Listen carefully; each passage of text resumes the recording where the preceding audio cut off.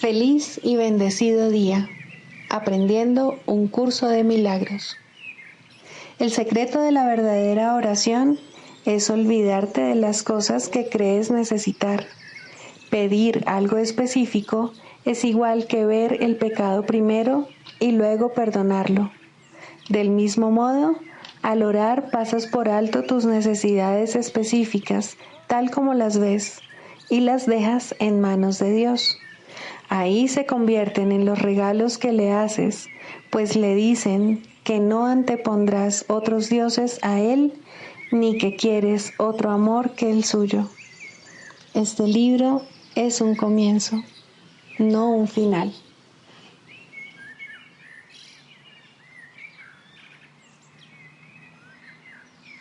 Del prefacio, que postula, párrafo 2. El mundo de la percepción, por otra parte, es el mundo del tiempo, de los cambios, de los comienzos y de los finales. Se basa en interpretaciones, no en hechos.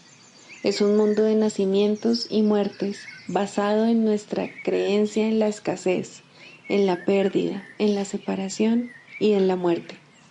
Es un mundo que aprendemos en vez de algo que se nos da. Es selectivo en cuanto al énfasis perceptual, inestable en su modo de operar e inexacto en sus interpretaciones.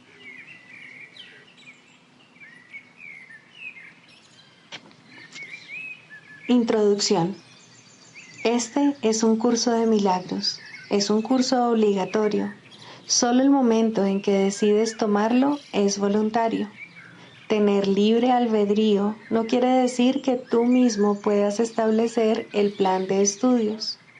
Significa únicamente que puedes elegir lo que quieres aprender en cualquier momento dado. Este curso no pretende enseñar el significado del amor, pues eso está más allá de lo que se puede enseñar. Pretende, no obstante, despejar los obstáculos que impiden experimentar la presencia del amor, el cual es tu herencia natural. Lo opuesto al amor es el miedo, pero aquello que todo lo abarca no puede tener opuestos. Este curso puede, por lo tanto, resumirse muy simplemente de la siguiente manera. Nada real puede ser amenazado. Nada irreal existe. En esto radica la paz de Dios.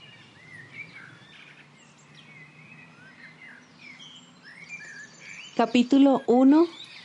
El significado de los milagros. Primero, principios de los milagros. Principio 27. Un milagro es una bendición universal de Dios a todos mis hermanos por mediación mía. Perdonar es el privilegio de los perdonados.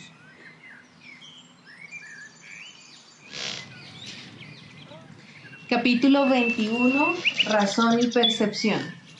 Quinto, la función de la razón. La percepción selecciona y configura el mundo que ves. Literalmente lo selecciona siguiendo las directrices de la mente. Las leyes del tamaño, de la forma y de la luminosidad tendrían validez, quizá, si otras cosas fuesen iguales, pero no lo son. Pues es mucho más probable que halles lo que buscas que lo que prefieres pasar por alto. La apacible y queda voz que habla en favor de Dios no se ve ahogada por los estridentes gritos e insensatos arranques de furia con los que el ego acosa a aquellos que desean escucharla. La percepción es una elección, no un hecho, pero de esta elección depende mucho más de lo que te has dado cuenta hasta ahora. Pues tu creencia acerca de quién eres depende enteramente de la voz que elijas escuchar y de los panoramas que elijas ver. La percepción da testimonio únicamente de esto, nunca de la realidad. Puede mostrarte, no obstante, bajo qué condiciones es posible tener conciencia de la realidad o aquellas en las que nunca sería posible. La realidad no necesita tu cooperación para ser lo que es, pero tu conciencia de ella necesita tu ayuda, ya que tener esa conciencia es algo que tú eliges. Si le prestas oídos a los dictados del ego y ves lo que él te indica ver, no podrás sino considerarte a ti mismo insignificante, vulnerable y temeroso. Experimentarás depresión, una sensación de no valer nada, así como sentimientos de inestabilidad e irrealidad. Creerás que eres la desvalida víctima de fuerzas que están más allá de tu control y que son mucho más poderosas que tú. Y creerás que el mundo que fabricaste rige tu destino, pues tendrás fe en eso. Pero no creas que porque tengas fe en eso, ello pueda hacer que sea real. Hay otra visión y otra voz en las que reside tu libertad que tan solo están aguardando tu decisión. Y si depositas tu fe en ellas, percibirás otro ser en ti. Este otro ser considera que los milagros son algo natural, pues son tan simples y naturales para él como respirar lo es para el cuerpo. Constituyen la respuesta obvia a las peticiones de ayuda, que es la única que él ofrece. Los milagros le parecen antinaturales al ego porque no entiende cómo es posible que mentes separadas puedan influenciarse unas a otras. Y si estuviesen separadas, ciertamente no podrían hacerlo. Pero las mentes no pueden estar separadas. Este otro ser es perfectamente consciente de esto y así reconoce que los milagros no afectan la mente de otro, sino la tuya propia. Los milagros siempre cambian tu mente, pues no hay ninguna otra. No te das cuenta de hasta qué punto la idea de la separación ha interferido en el ejercicio de la razón. La razón mora en el otro ser que has excluido de tu conciencia, y nada de lo que has permitido que permanezca en ella es capaz de razonar. ¿Cómo va a ser posible que aquel segmento de la mente que está desprovisto de razón pueda entender lo que es la razón o comprender la información que ésta le podría suministrar? De ese segmento pueden surgir todo tipo de preguntas, pero dado que la pregunta básica solo puede proceder de la razón, él jamás la podría plantear. Al igual que todo lo que procede de la razón, la pregunta básica es simple y obvia, si bien aún no se ha planteado. Mas no creas que la razón no la podría contestar. El plan de Dios para tu salvación no se habría podido establecer sin tu voluntad y consentimiento. Tuvo que haber sido aceptado por el Hijo de Dios, pues lo que Dios dispone para él, él no puede sino aceptarlo. Y Dios no dispone nada sin su Hijo, ni su voluntad depende del tiempo para consumarse. Por lo tanto, lo que se unió a la voluntad de Dios tiene que encontrarse en ti ahora, puesto que es eterno. Tienes que haber reservado un lugar en el que el Espíritu Santo pueda morar y donde ya se encuentra. Él tiene que haber estado ahí desde que surgió la necesidad de Él, la cual quedó satisfecha en ese mismo instante. Eso es lo que tu razón te diría si escuchases. Mas es claro que ese no es el razonamiento del ego. El hecho de que la naturaleza de tu razón le sea ajena al ego es prueba de que no hallarás la respuesta en él. No obstante, si esto es así, dicha respuesta tiene que existir. Y si existe para ti y su propósito es tu libertad, debes ser libre de encontrarla. El plan de Dios es muy simple. Nunca es indirecto ni se derrota a sí mismo. Dios no tiene otros pensamientos excepto los que extienden su ser. Y en esto tu voluntad tiene que estar incluida. Así pues, debe haber una parte en ti que conoce su voluntad y la comparte. No tiene sentido preguntar si lo que tiene que ser como es, lo es. Pero sí tiene sentido preguntar por qué no eres consciente de lo que no puede sino ser como es.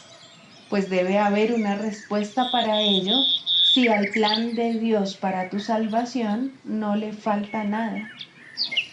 Y no puede faltarle nada porque su fuente no conoce la incompleción. ¿Y dónde podría encontrarse la respuesta si no en la fuente? ¿Y dónde estás tú sino allí donde se encuentra esa misma respuesta? Tu identidad, que es en efecto tan verdadero de esa fuente como lo es la respuesta, tiene, por lo tanto, que estar unida a ella y ser lo mismo que ella. Por supuesto que sabes esto y mucho más que esto, pero cualquier parte del conocimiento supone una amenaza tan seria para la disociación como todo el conocimiento en sí. Y dispondrás de todo el conocimiento con cualquier parte de él. He aquí la parte que tú puedes aceptar. Puedes ver lo que la razón te señala porque los testigos a su favor son inequívocos.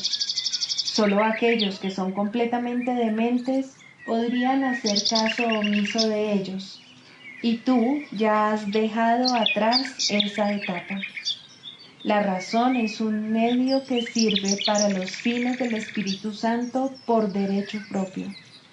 No se puede reinterpretar ni recanalizar para que se ajuste a la meta del pecado, tal como se hace con otros medios, pues la razón está más allá del alcance de los medios del ego. La fe, la percepción y la creencia pueden estar mal ubicadas y servir de apoyo tanto para las necesidades del gran embaucador como para las de la verdad. Pero la razón no tiene cabida en la locura, ni se puede adaptar a sus fines en modo alguno. La fe y la creencia están firmemente arraigadas en la locura y conducen la percepción hacia aquello que la mente ha considerado valioso. Pero la razón no participa en esto en absoluto, pues si se aplicase la razón, la percepción cesaría instantáneamente. La razón no forma parte de la demencia, pues ésta depende enteramente de la ausencia de aquella.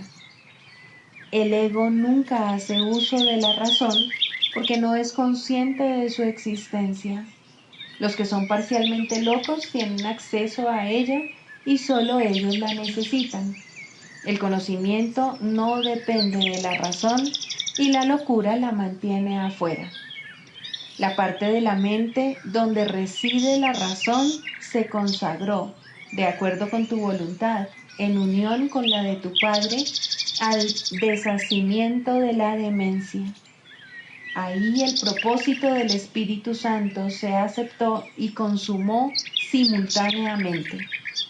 La razón le es ajena a la demencia y aquellos que hacen uso de ella han adquirido un medio que no puede dedicarse al pecado. El conocimiento está mucho más allá de lo que se puede lograr, pero la razón puede servir para abrir las puertas que tú cerraste. Ya estás muy cerca de esto. Tu fe y tus creencias han cambiado y has hecho la pregunta que el ego nunca haría. ¿No te dice tu razón ahora que la pregunta debe haber emanado de algo que tú no conoces, pero que aún así debe ser parte de ti? La fe y la creencia, apoyadas por la razón, producen forzosamente un cambio en tu percepción, y con este cambio se le hace sitio a la visión. La visión se extiende más allá de sí misma, tal como lo hacen el propósito al que sirve, así como todos los medios para su consecución.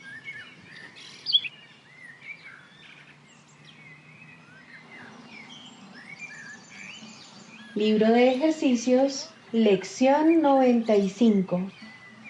Soy un solo ser unido a mi Creador.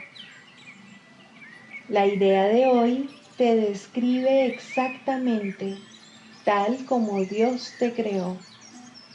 Eres uno solo contigo mismo y uno solo con Él. Tuya es la unidad de toda la creación.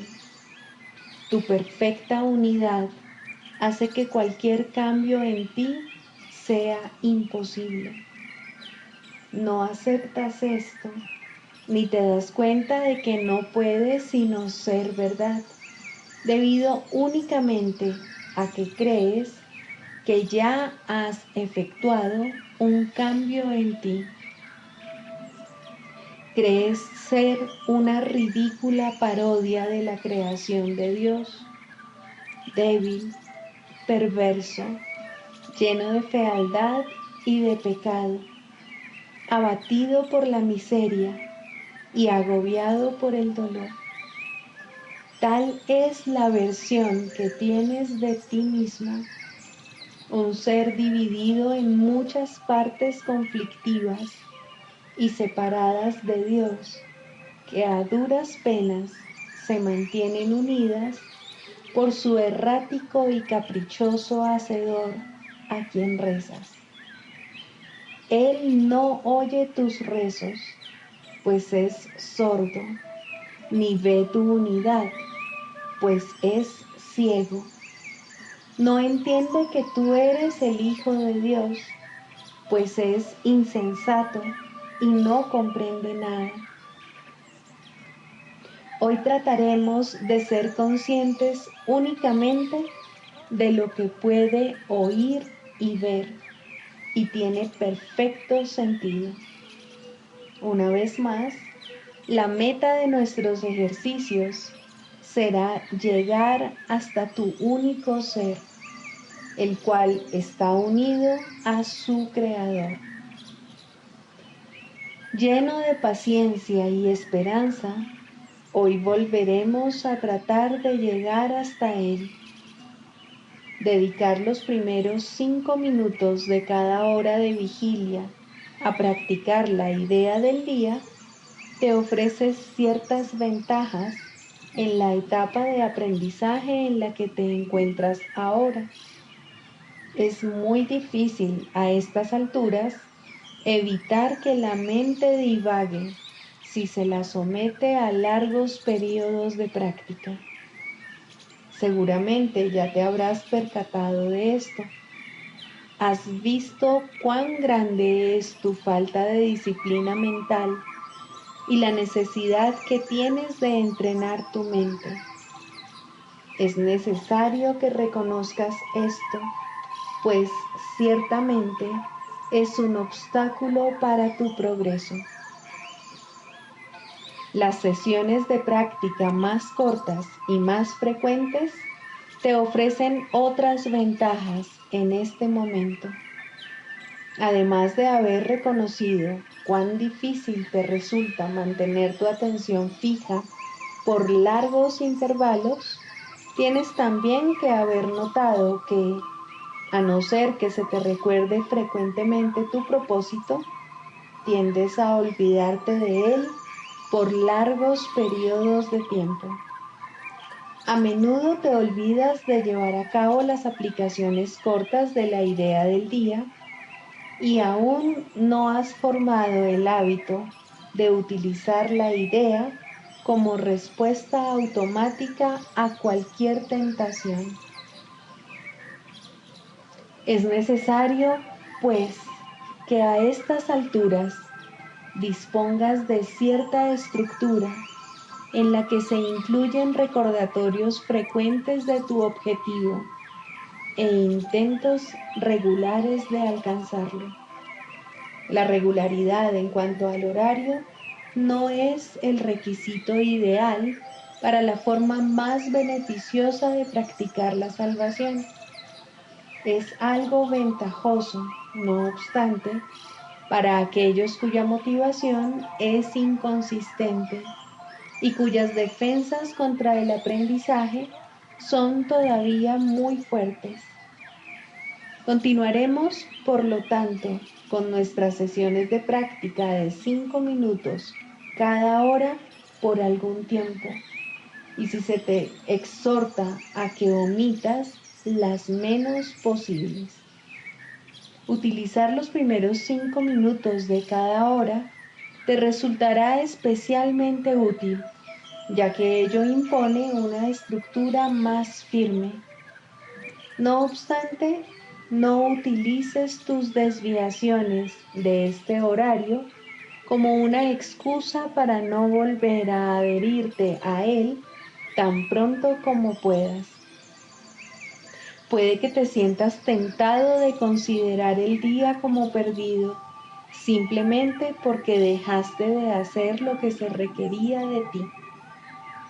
Esto, no obstante, se debe reconocer sencillamente como lo que es: una renuencia por tu parte a permitir que el error sea corregido y una falta de buena voluntad para tratar de nuevo. Tus errores no pueden hacer que el Espíritu Santo se demore en impartir sus enseñanzas. Solo tu renuencia a desprenderte de ellos puede hacerlo. Resolvamos, por consiguiente, especialmente durante los próximos 7 u 8 días, estar dispuestos a perdonarnos a nosotros mismos nuestra falta de diligencia y el no seguir al pie de la letra las instrucciones que se nos dan para practicar la idea del día.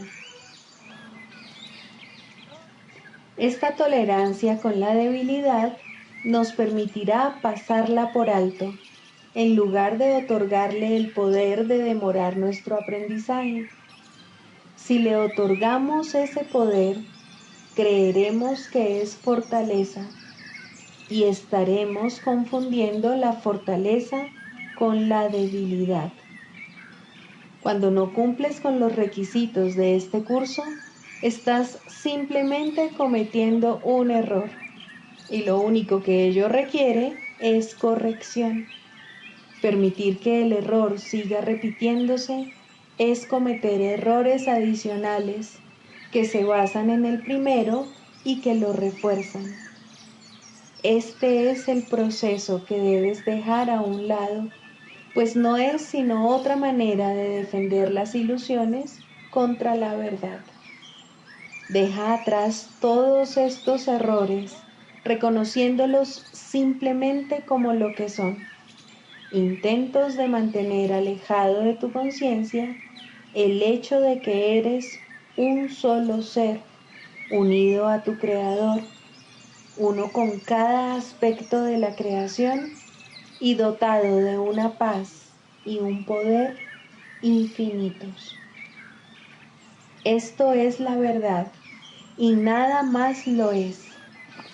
Hoy volveremos a afirmar esta verdad y a tratar de llegar a aquel lugar en ti donde no existe la menor duda de que solo eso es verdad.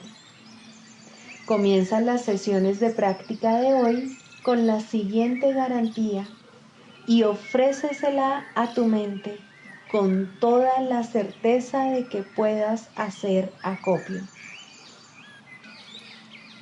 Soy un solo ser, unido a mi Creador, uno con cada aspecto de la creación, dotado de una paz y un poder infinitos. Luego cierra los ojos y repítela otra vez para tus adentros, lentamente y a conciencia, tratando de dejar que el significado de las palabras penetre en tu mente y reemplace todas tus ideas falsas. Soy un solo ser, unido a mi Creador, uno con cada aspecto de la creación, dotado de una paz y un poder infinitos. Soy un solo ser.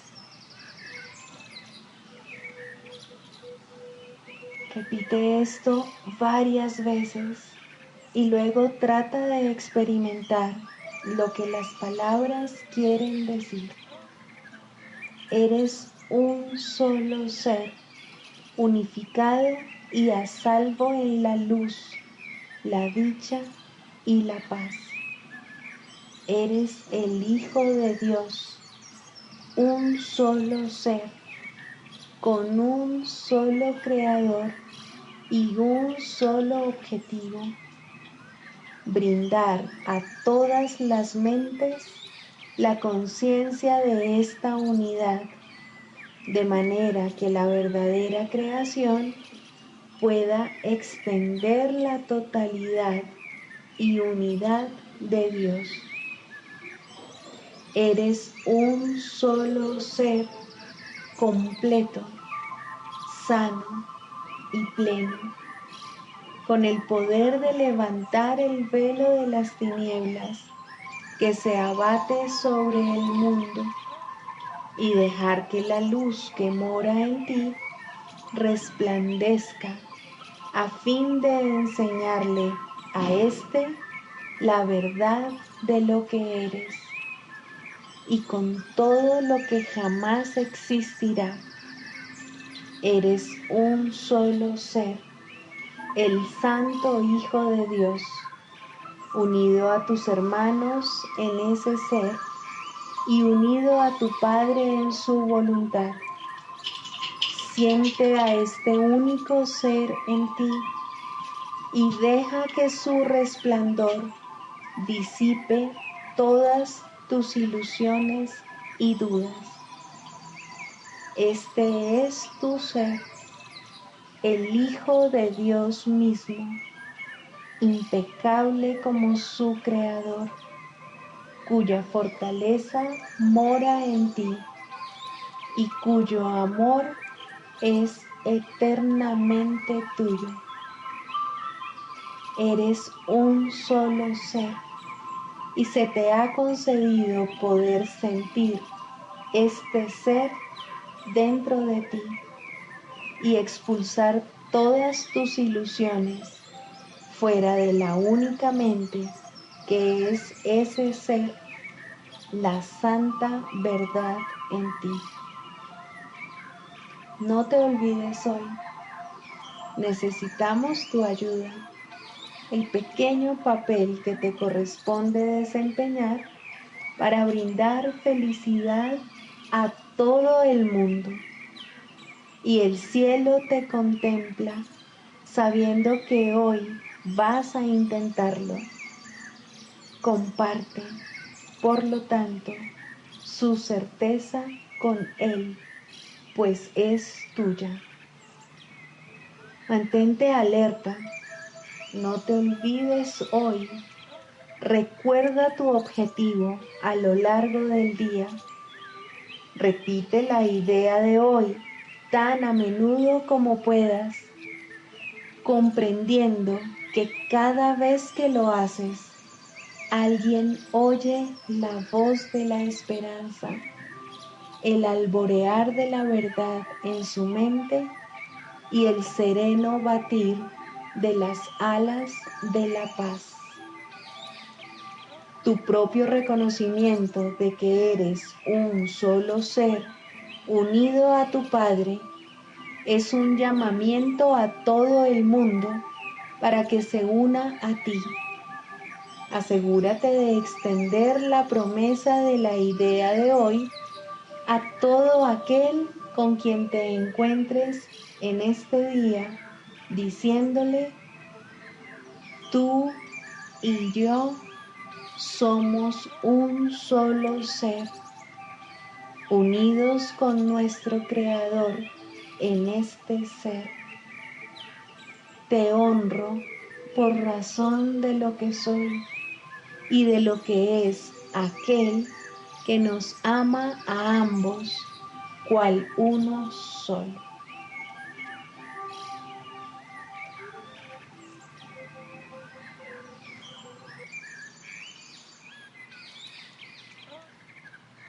Del Manual para el Maestro, pregunta 4.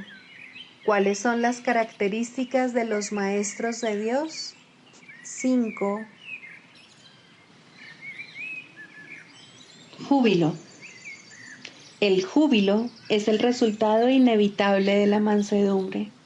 La mansedumbre significa que el miedo es ahora imposible. ¿Qué podría entonces obstaculizar el júbilo? Las manos abiertas de la mansedumbre están siempre colmadas. Los mansos no experimentan dolor, no pueden sufrir.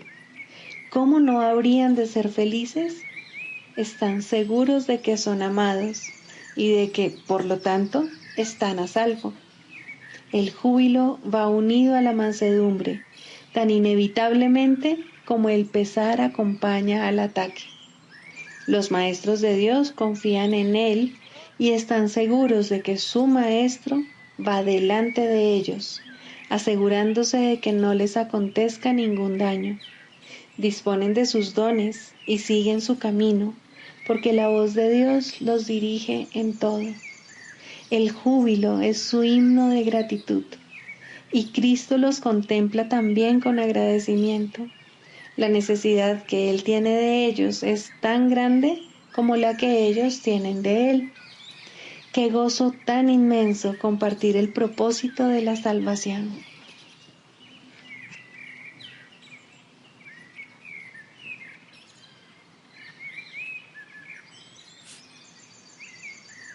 Manual para el Maestro, pregunta 5.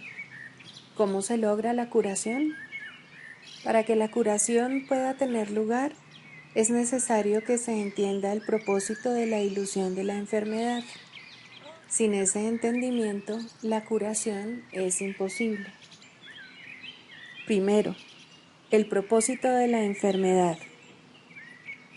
La curación se logra en el instante en que el enfermo deja de atribuirle valor al dolor. ¿Quién elegiría sufrir a menos que pensase que con ello podría ganar algo y algo que tiene valor para él? Indudablemente cree que está pagando un precio módico por algo de mayor valor, pues la enfermedad es una elección, una decisión. Es la elección de la debilidad procedente de la equivocada convicción de que es fuerza. Cuando esto ocurre, se ve a la verdadera fuerza como una amenaza y a la salud como algo peligroso. La enfermedad es un método concebido en la locura para sentar al Hijo de Dios en el trono de su Padre. A Dios se le ve como algo externo, poderoso y feroz, ansioso por quedarse con todo el poder para sí mismo. Solo con su muerte puede su Hijo conquistarle. ¿Y qué representa la curación dentro de esta loca convicción? Simboliza la derrota del Hijo de Dios y el triunfo de su Padre sobre él. Representa el desafío supremo, en forma directa, que el Hijo se ve forzado a aceptar. Representa todo lo que él se ocultaría a sí mismo para proteger su vida. Si se cura, él es responsable de sus pensamientos, y si es responsable de sus pensamientos, será destruido a fin de demostrarle cuán débil y miserable era. Mas, si él mismo elige la muerte, su debilidad se convierte en su fuerza. Ahora se ha impuesto a sí mismo lo que Dios le habría impuesto, y de esta forma ha usurpado completamente el trono de su Creador. Segundo, un cambio de percepción. La curación es directamente proporcional al grado de reconocimiento alcanzado con respecto a la falta de valor de la enfermedad. Solo con decir, con esto no gano nada, uno se curaría. Pero antes de uno poder decir esto, es preciso reconocer ciertos hechos. En primer lugar, resulta obvio que las decisiones son algo propio de la mente, no del cuerpo.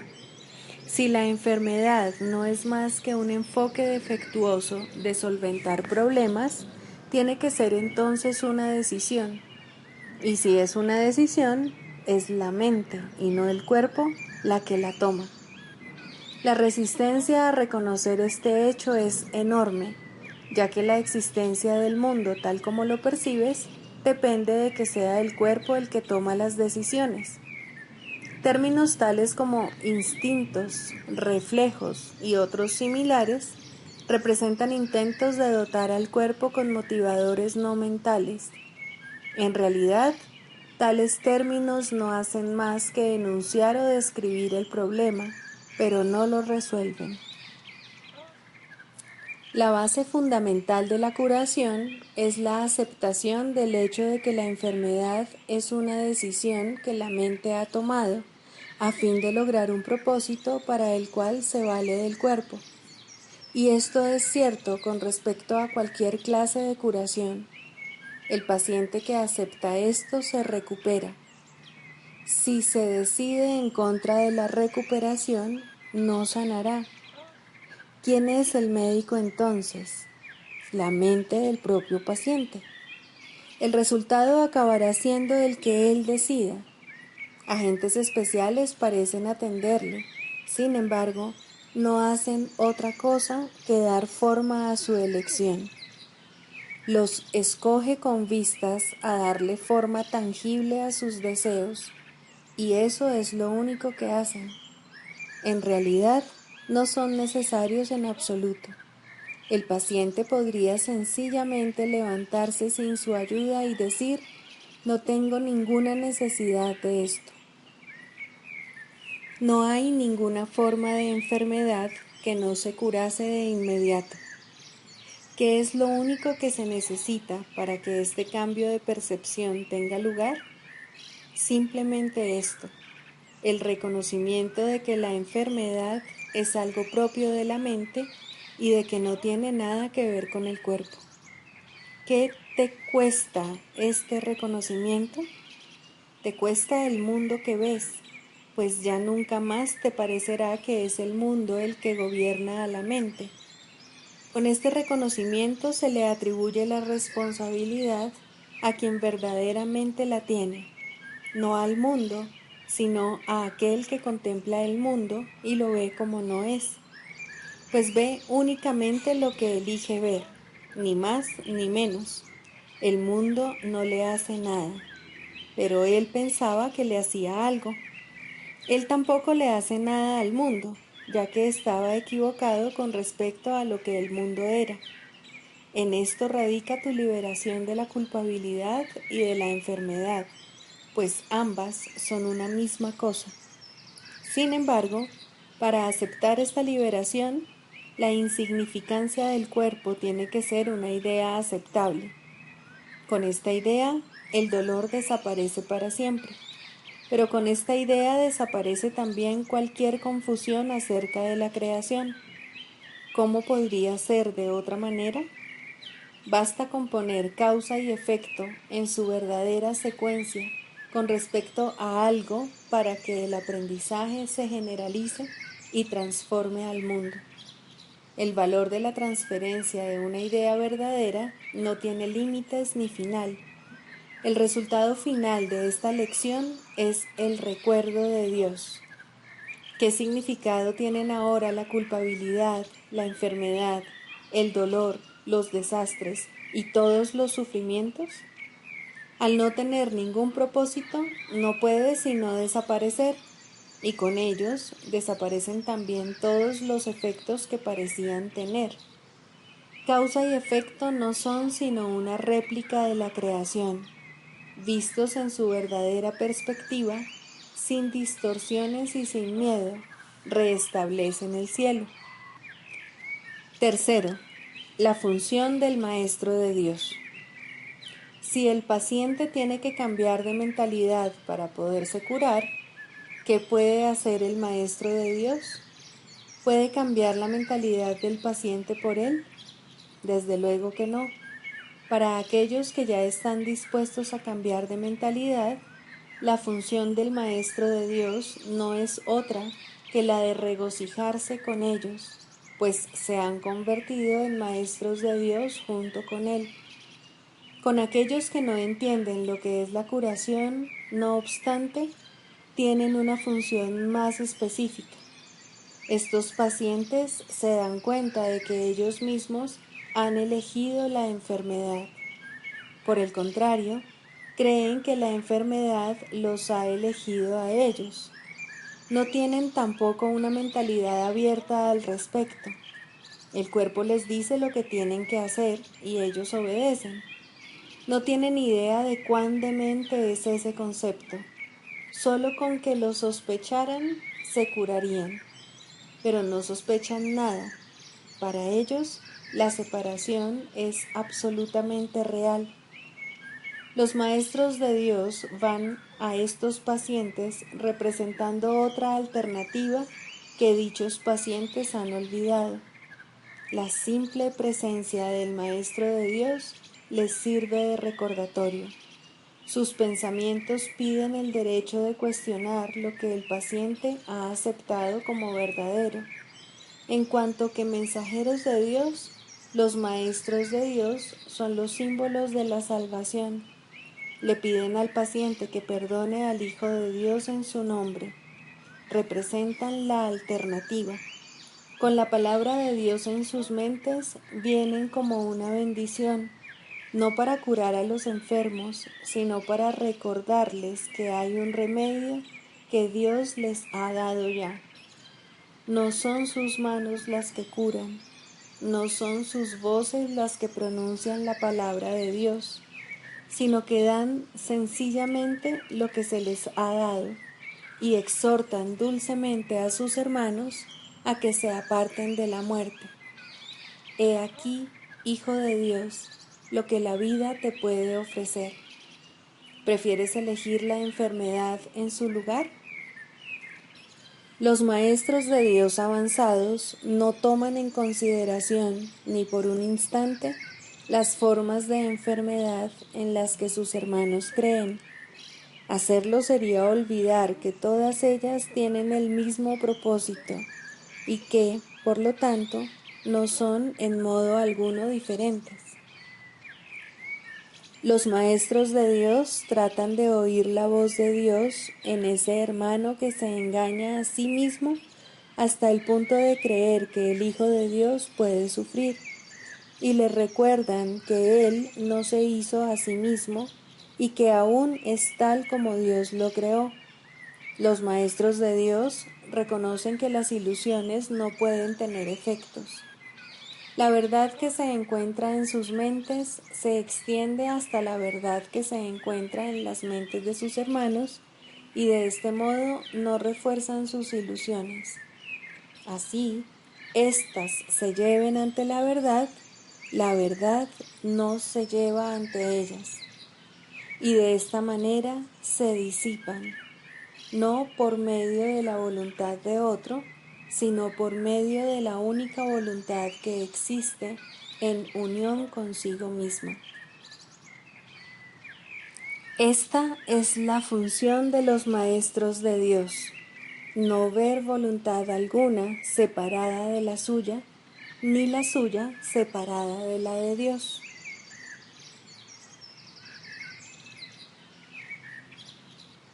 Clarificación de términos. Mente, espíritu.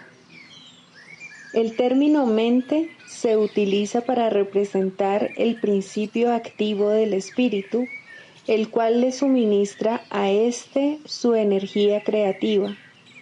Cuando el término va con mayúscula, se refiere a Dios o a Cristo, es decir, a la mente de Dios o a la mente de Cristo. El espíritu es el pensamiento de Dios que Él creó semejante a sí mismo. El espíritu unificado es el único Hijo de Dios o Cristo. En este mundo, puesto que la mente está dividida, los hijos de Dios parecen estar separados. Sus mentes, asimismo, no parecen estar unidas. En ese estado ilusorio, el concepto de una mente individual parece tener sentido. En el curso, por lo tanto, se describe a la mente como si consistiera de dos partes, el espíritu y el ego. El espíritu es la parte que aún se mantiene en contacto con Dios a través del Espíritu Santo, quien, aunque mora en esa parte, también ve la otra. No se usa el término alma, excepto en citas directas de la Biblia, por ser un término sumamente polémico. En cualquier caso, sería un equivalente de espíritu, entendiéndose que, al formar parte del ámbito de Dios, es eterna y nunca nació. La otra parte de la mente es completamente ilusoria y solo teje ilusiones. El espíritu conserva su potencial creativo, pero su voluntad, que es la de Dios, parecerá estar cautiva mientras la mente no esté unificada. La creación continúa imperturbable porque esa es la voluntad de Dios. Dicha voluntad está siempre unificada y por lo tanto no tiene significado en este mundo, no tiene grados ni opuestos. La mente puede gozar de rectitud o estar errada dependiendo de la voz que escuche. La mentalidad recta escucha al Espíritu Santo, perdona al mundo y en su lugar ve el mundo real a través de la visión de Cristo. Esta es la visión final, la última percepción, la condición en la que Dios mismo da el paso final. Ahí, al tiempo y a lo ilusorio les llega su fin. La mentalidad errada escucha al ego y teje ilusiones, percibe el pecado, justifica la ira y considera que la culpabilidad, la enfermedad y la muerte son reales. Tanto este mundo como el mundo real son ilusorios, pues la mentalidad recta simplemente pasa por alto o perdona lo que nunca ocurrió. Por lo tanto, la mentalidad recta no es la mentalidad uno de la mente de Cristo, cuya voluntad es una con la de Dios. La única libertad que aún nos queda en este mundo es la libertad de elegir, y la elección es siempre entre dos alternativas o dos voces. La voluntad no está involucrada en la percepción a ningún nivel y no tiene nada que ver con el proceso de elegir. La conciencia es el mecanismo receptor, el cual recibe mensajes tanto del plano superior como del inferior, del Espíritu Santo o del ego. La conciencia tiene niveles y puede cambiar drásticamente de uno a otro, pero no puede trascender el dominio de lo perceptual. En su nivel más elevado, se vuelve consciente del mundo real y puede ser entrenada para hacer eso cada vez con mayor frecuencia. Sin embargo, el hecho mismo de que tenga niveles y de que pueda ser entrenada demuestra que no puede alcanzar el conocimiento.